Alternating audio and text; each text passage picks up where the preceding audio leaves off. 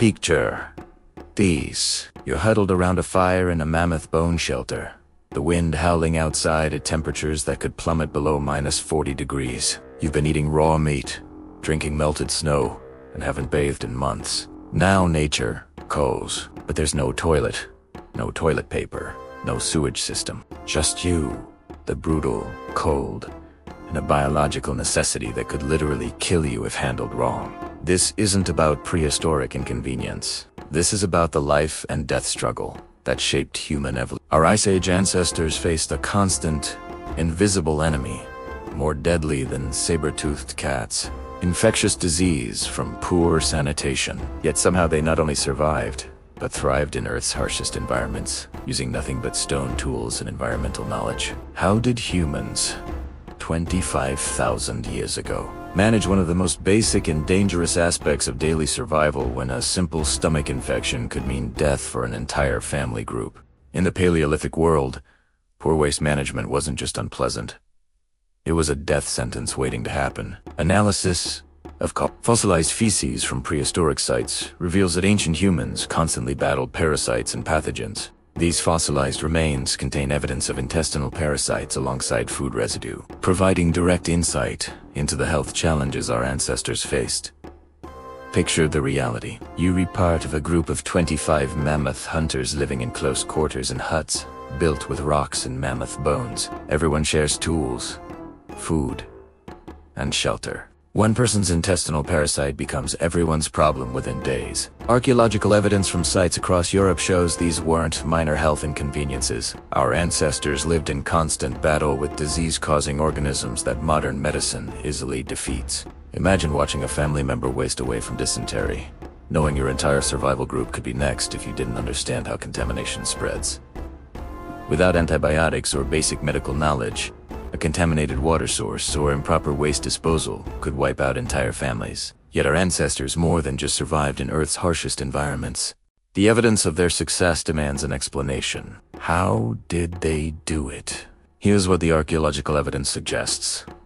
Changed everything. They likely turned waste management into a survival science. Excavations at sites like Dolní Věstonice in the Czech Republic, dating to 26,000 years ago, reveal organized settlement patterns with designated areas for different activities. While we can't definitively prove specific waste management zones, the spatial organization of these sites shows sophisticated planning that would logically extend to sanitation concerns. Picture yourself as a Paleolithic camp leader, responsible for keeping 25 people alive through a 6-month winter. Every decision matters, including where people relieve themselves. The positioning of activity areas at documented sites shows these weren't random choices. Areas for food preparation, tool making, and sleeping were systematically separated from other activities.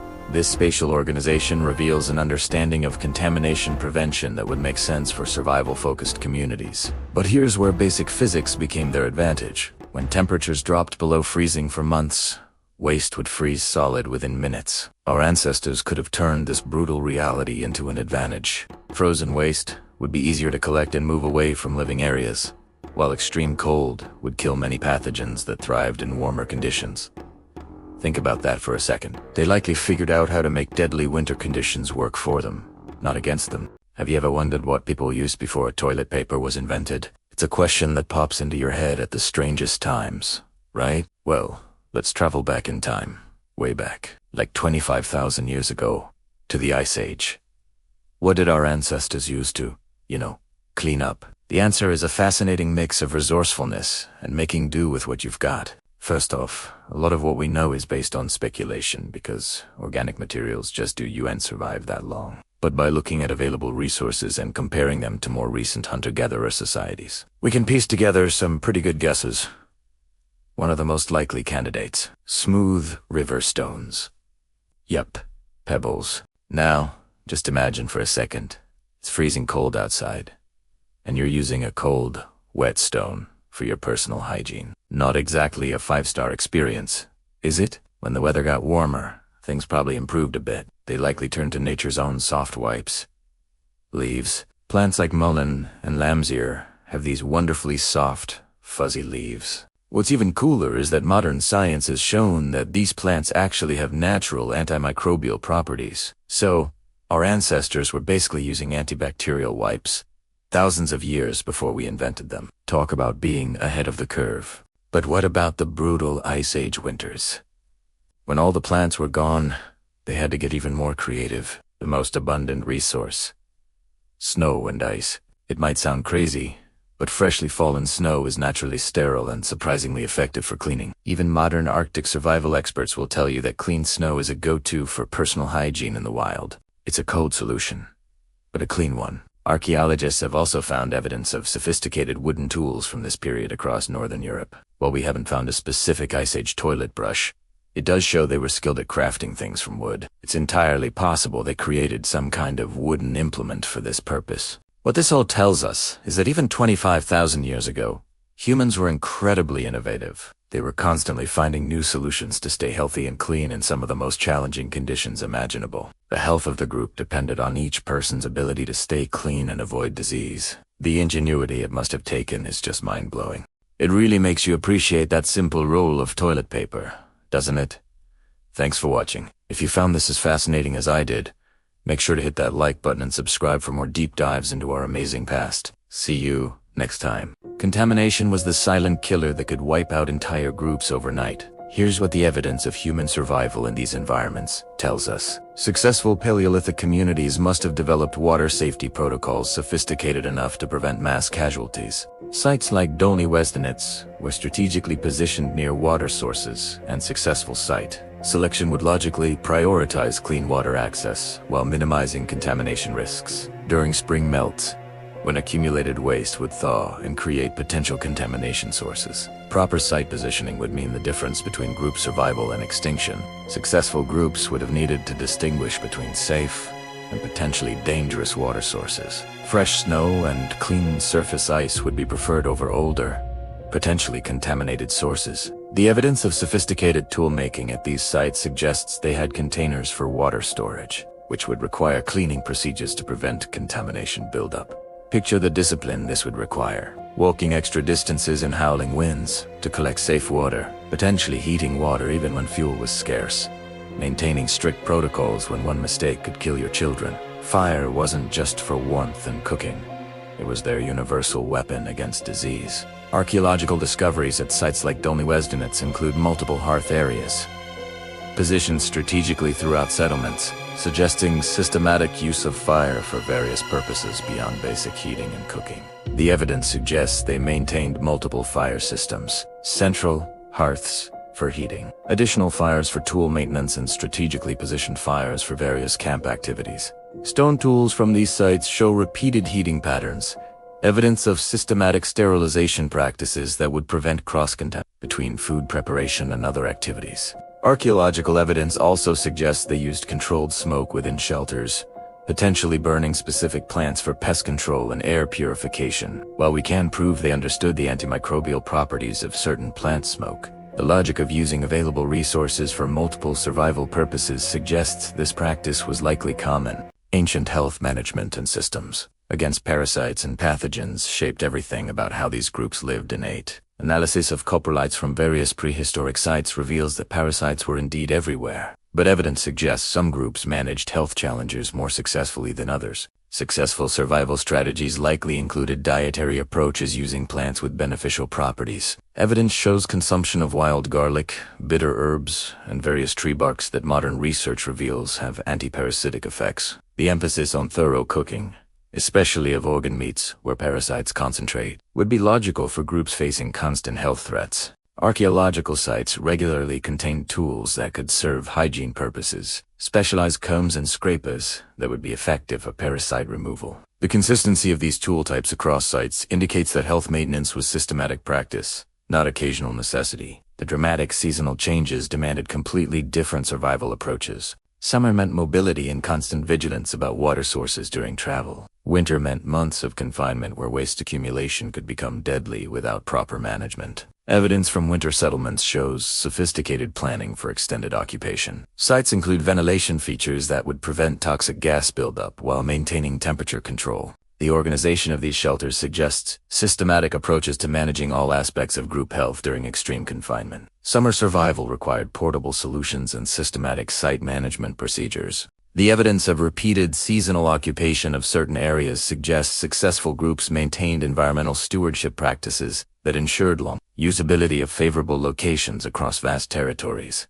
Waste management principles our Paleolithic ancestors developed didn't just help them survive. They created the foundation for every advancement in public health that followed. The core concepts they mastered: waste isolation, water source protection, fire sterilization, and systematic hygiene remain the basis of modern sanitation systems. These survival strategies were so effective they enabled human expansion into Earth's most challenging environments. Modern military and research operations in polar regions still rely on waste management principles that echo these fundamental approaches developed during the Ice Age. When you flush a toilet, wash your hands, or boil water for safety, you were using innovations whose basic principles were first developed by families surviving winters that would kill modern humans in hours, armed with nothing but stone tools and environmental knowledge. When infectious disease struck, and archaeological evidence suggests it did regularly, the groups with the most sophisticated health management systems would have had the best survival rates.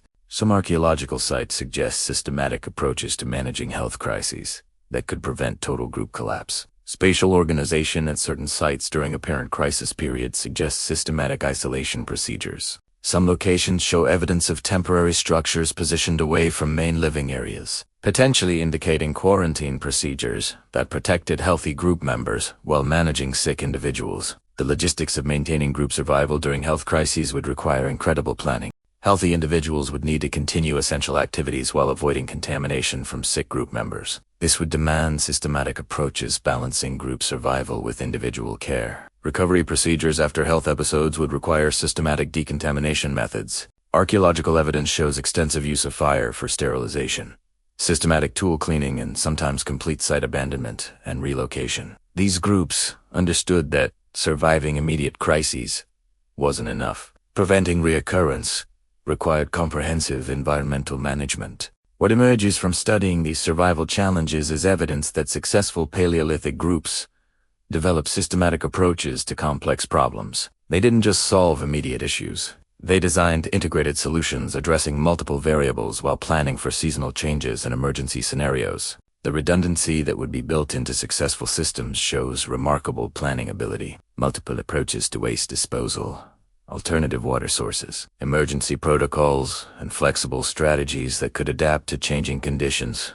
would be necessary for long-term survival. The social organization required to maintain these systems would be equally sophisticated. Leadership, ensuring protocol compliance, education systems transmitting technical knowledge and social structures, preventing individuals from compromising group safety through careless behavior would all be necessary for survival.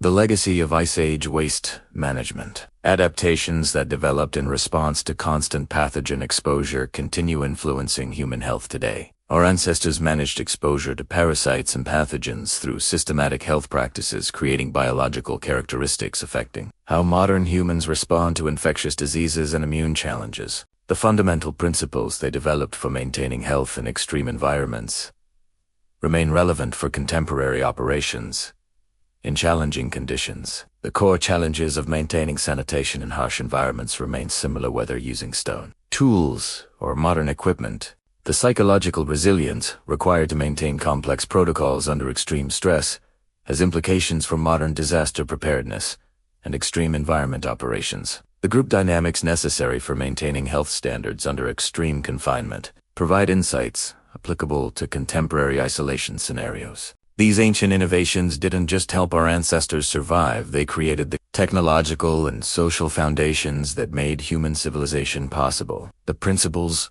of systematic waste management, water source protection, and disease prevention became the basis for all subsequent advances in public health and urban planning. What strikes you most about how our ancestors transformed deadly sanitation challenges into systematic survival solutions? Was it their ability to use harsh environmental conditions as advantages rather than obstacles? Their sophisticated understanding of contamination prevention without modern scientific knowledge, or their development of social protocols that kept entire groups healthy through months of extreme confinement. The next time you take modern sanitation for granted, remember the ingenuity of ancestors who transformed humanity's most basic challenge into systematic solutions that kept our species alive through the harshest conditions in human history. Their innovations didn't just help them survive, they created the foundation for every advancement in public health that followed. If you found this exploration of ancient engineering fascinating, you might enjoy learning about how other civilizations solved seemingly impossible challenges that still defy engineering today.